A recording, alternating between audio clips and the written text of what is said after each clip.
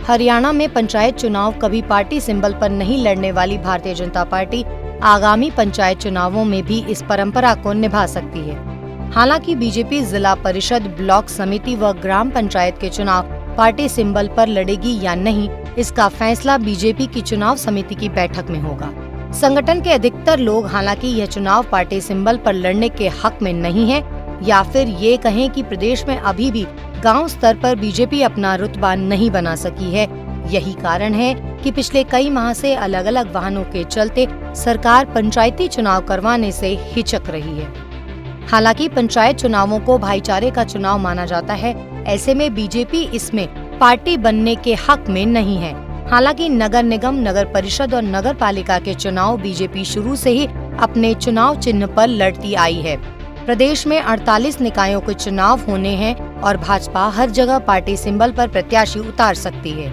इसका फैसला भी बीजेपी चुनाव समिति की बैठक में ही होगा।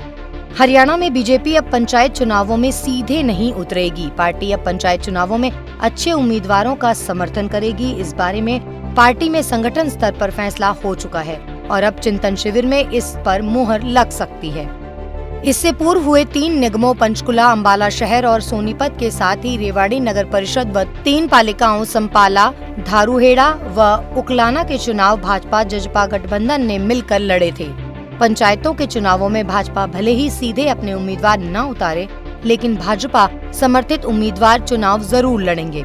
आमतौर पर इन चुनाव में एक सीट पर कई प्रत्याशी मैदान में होते हैं। इतना ही नहीं, बड़ी संख्या में ग्राम पंचायतों में सरपंच व पंचों का फैसला सर्वसम्मति से भी हो जाता है। करीब 6.5 साल पहले हुए पंचायती राज संस्थाओं के चुनावों में बड़ी संख्या में सर्वसम्मति से सरपंचों व पंचों का चयन हो गया था। सर्वसम्मति से बनने वाली पंचायतों के लिए विशेष ग्रांट दिए जाने का भी प्रावधान है। बहरहाल बीजेपी जेजेपी गठबंधन सरकार आगामी पंचायती चुनावों में कैसे रणनीति बनाती है, वहीं विपक्ष सरकार की रणनीति को कैसे भेदने का काम करेगा, ये तो समय ही बताएगा।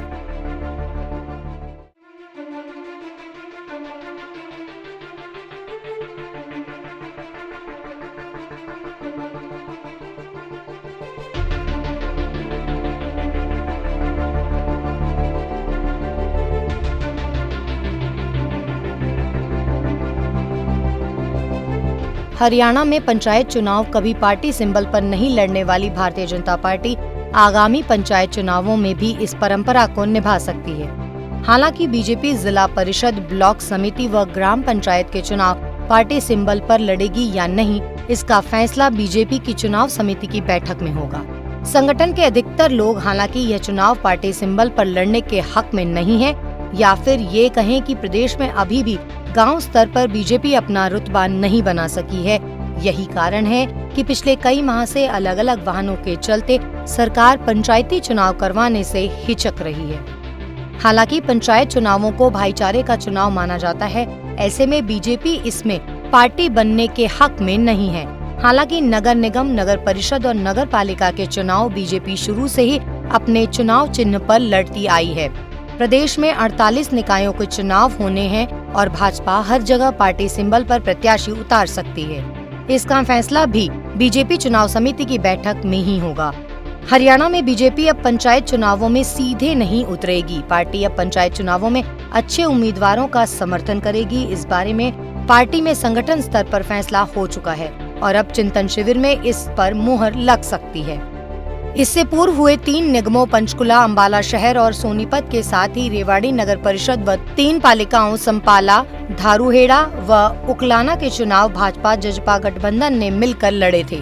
पंचायतों के चुनावों में भाजपा भले ही सीधे अपने उम्मीदवार न उतारे, लेकिन भाजपा समर्थित उम्मीदवार चुनाव जरूर लड़ेंगे। आमतौर पर इन चुनाव में एक सीट पर कई प्रत्याशी मैदान में होते हैं। इतना ही नहीं, बड़ी संख्या में ग्राम पंचायतों में सरपंच व पंचों का फैसला सर्वसम्मति से भी हो जाता है। करीब 6.5 साल पहले हुए पंचायती राज संस्थाओं के चुनावों में बड़ी संख्या में सर्वसम्मति से सरपंचों व पंचों का चयन हो गया था।